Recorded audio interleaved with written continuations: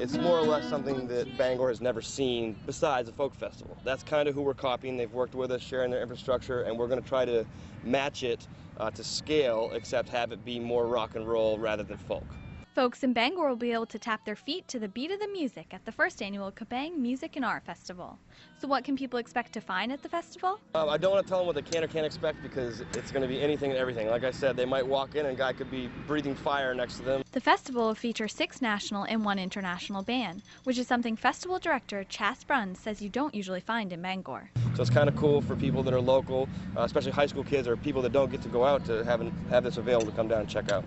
2 of the acts are local ones, too.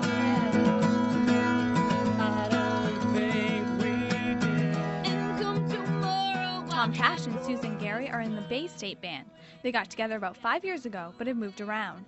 Gary says they are happy to be performing in Bangor. This is really, really awesome, and I personally am so excited that something like this is finally happening up here. If I had been a teenager, and this sort of festival came my way, I would have been so excited. The Bay State Band is a pop rock one, and they say a lot goes into preparing for a performance like this. Practice, being able to know that you're going to bring your game. There's a lot of hype around something like this, and there are people that can be sometimes closed-minded about certain types of music, and so you have to be prepared for that. Some people that are going to like it and some people that aren't. Yuri Trusty is a member of the Sam and Yuri Band. Trusty says his band has been trying to play as much as they can around Bangor, but it isn't always easy. He says the band is thrilled to have a chance like this. Incredibly monumental, definitely.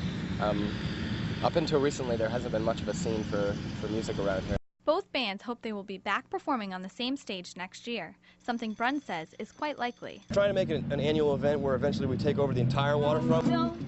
Megan Hayward, WABI, TV5 News, Bangor.